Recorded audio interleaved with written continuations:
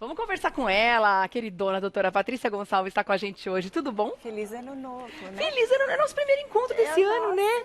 Menina, é verdade. Tô achando que esses primeiros dias de janeiro estão passando rápido. Muito rápido, né? já é dia 20. Que coisa. Daqui a Né? pouco chega o aniversário aqui de São Paulo e da nossa TV Gazeta também. É final do mês. Bom, a vida passa rápido, mas a gente não pode deixar de se cuidar, né? Sim. Eu sei que muita gente o ano passado deixou.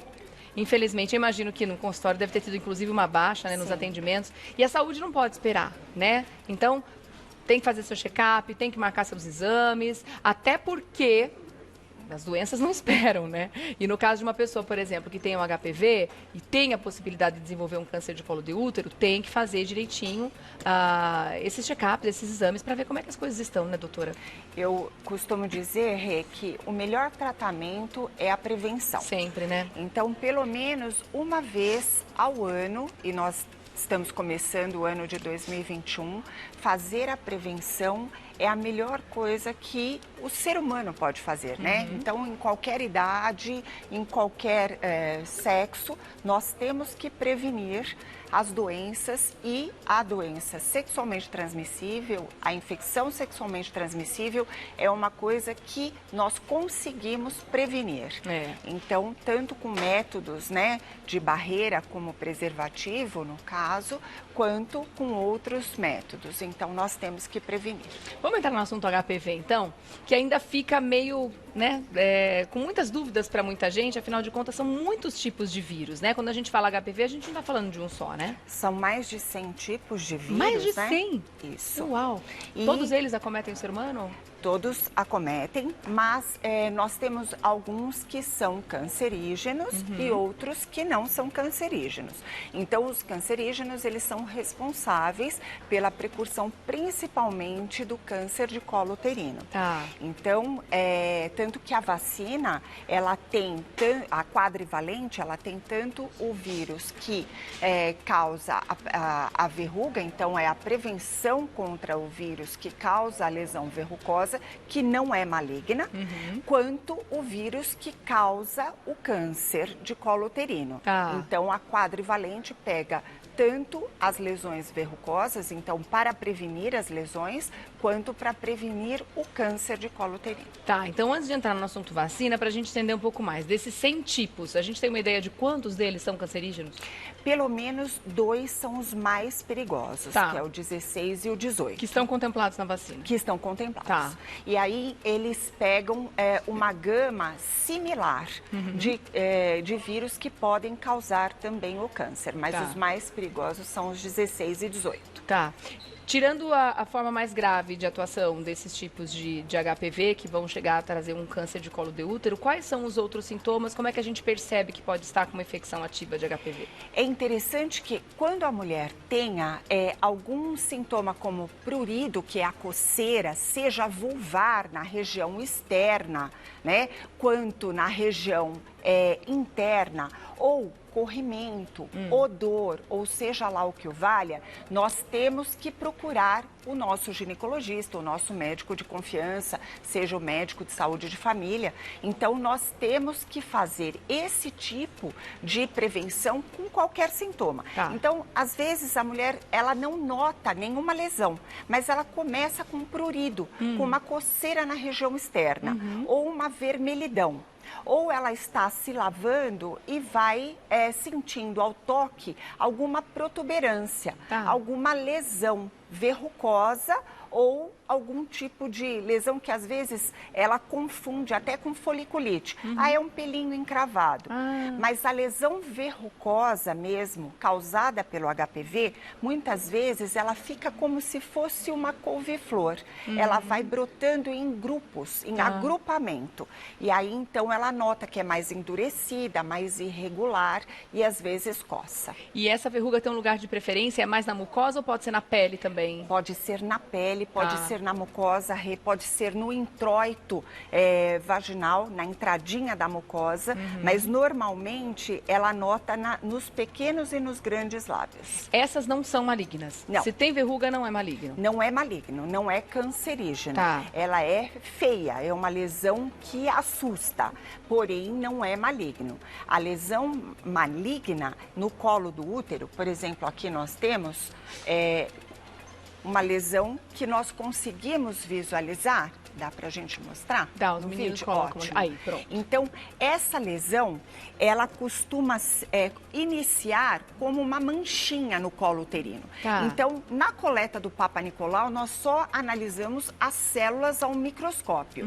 Mas na colposcopia, isto é, se vem uma alteração do Papa Nicolau e nós solicitamos um exame complementar, que é a colposcopia, aí então nós conseguimos visualizar ao microscópio a lesão mais aprofundada. Então, nós chamamos de ferida.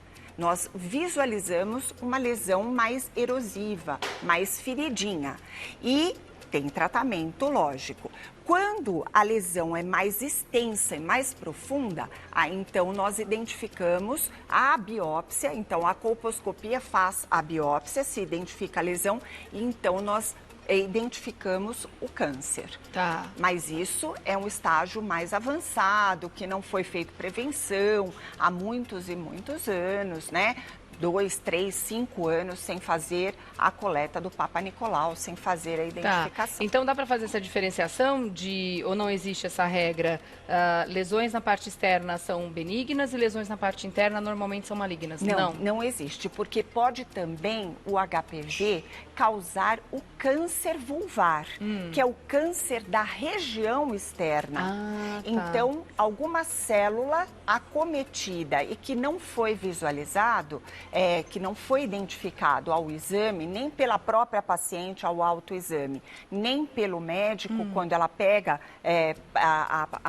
o controle, então ela costuma iniciar de uma forma leve e quando tem realmente a lesão, que a gente faz o exame da vulvoscopia, que é olhar a vulva, a região externa, ao microscópio e se houver lesão, fazer a biópsia e na análise ao microscópio nós vamos identificar se é uma lesão maligna, se é só um tipo de inflamação que só com medicação já trata ou se precisa cauterizar, seja quimicamente ou seja com laser ou o que o valha. Vamos entender então o comportamento do vírus no nosso organismo. Porque a gente pode se contaminar com determinada idade, sei lá, adquirir com 18 anos. E lá na frente a gente ter alguma manifestação, anos e anos depois. Ele é daquele vírus que fica quietinho no organismo, esperando a hora de aparecer. E por que ele aparece? Precisa de uma queda na imunidade? O que acontece no organismo que de repente ele se mostra? Isso é muito interessante, Rê, o que você está citando, porque o vírus HPV, ele pode ficar, vamos dizer, para você entender em casa, incubado dentro da célula de uma maneira que ele permaneça por anos, por conta da imunidade. E também por conta da baixa carga viral. Então, por exemplo, se eu tive contato lá com o HPV numa relação sexual aos 18 anos, o tempo passou, eu tenho um único parceiro, esse meu parceiro também só tem atividade sexual comigo, então isso faz com que tenha tido contato, porém haja uma baixa carga viral.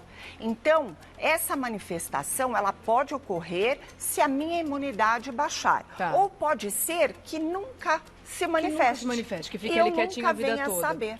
Mas curado do HPV a gente não fica, ele vai ficar quietinho ali, ou o nosso sistema imunológico pode dar conta e matar o vírus? Pode dar conta Pode? e nós eliminarmos, desde que a carga viral seja baixa. Tá. Ou se essa carga viral aumentar, ele vai se manifestar de alguma maneira. Agora eu fico imaginando que essa informação ela é tão importante de ser divulgada, porque imagina quantos relacionamentos já não terminaram por causa disso. Você sabe Da pessoa ter a manifestação do HPV de uma relação lá do passado e aí, por falta desse conhecimento, achar por ser uma DST, porque é uma doença venérea sexualmente transmissível, né? O parceiro achar que a pessoa traiu, que teve uma relação extraconjugal. Isso acontece. É muito comum. comum, né, muito. doutora? Eu tenho até um exemplo para dar, que é muito interessante. Uma paciente que era viúva e acompanhava comigo. E entrou na menopausa e a imunidade baixou bastante, a atrofia vaginal, o ressecamento, né, da vagina, a baixa de hormônio na mucosa vaginal, que também dá proteção, e ela começou a ter algumas manifestações de secreção vaginal, de corrimento. Eu tratava, voltava, e ao Papa Nicolau resultou uma suspeita de HPV. E eu fui investigando mais profundamente e veio HPV. E ela só tinha tido um parceiro, que era o marido, que já havia falecido há algum tempo. Ela queria matar o defunto. Que porque ele morresse ela duas achou vezes. que ele tinha traído né? ela, e olha na aí. verdade eu expliquei a ela que ele pode ter tido uma primeira atividade sexual sem preservativo lá aos 15 anos, 18 anos de idade dele, e que nem preservativo existia. Que não existia, que os homens não costumavam usar. Sim.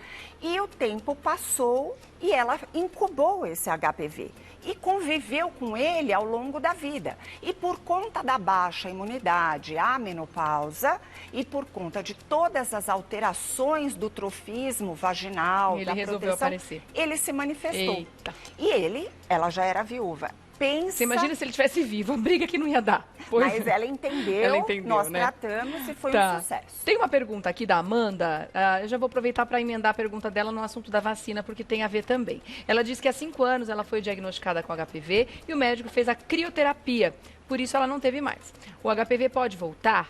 Ela pode tomar a vacina do HPV? Aí a gente já pode entrar nos critérios para tomar essa vacina. Vamos lá, doutora. Né? Amanda. Muito interessante sua pergunta, Amanda.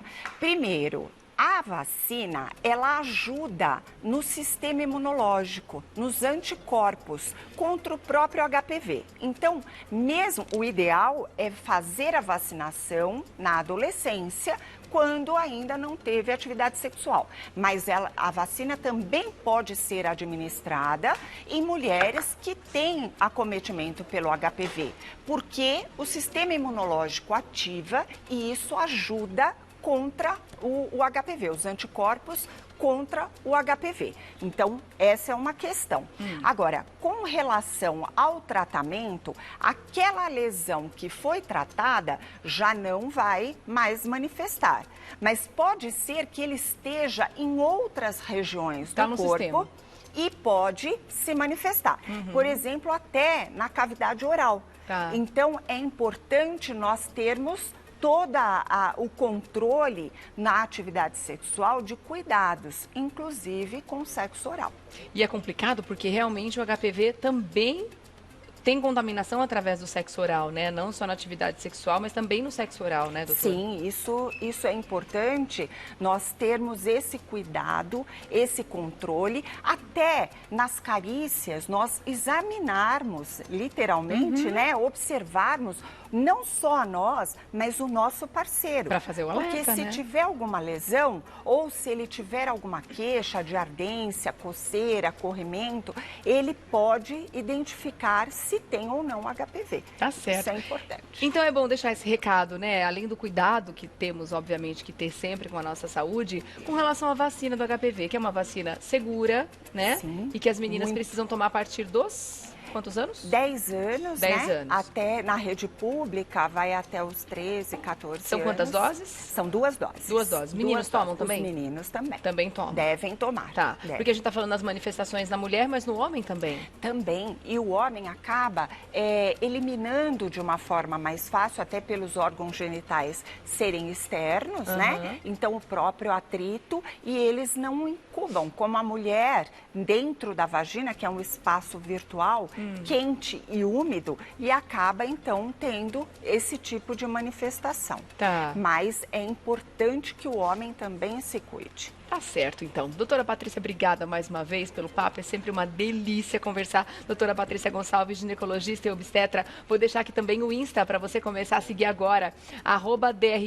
@dra.patricia_Gonçalves, com S no final, tá bom? @dra.patricia_Gonçalves. Obrigada mais uma vez, Eu que agradeço a confiança. Um ano lotado de saúde para você e para a família toda, viu? Amém. Obrigada.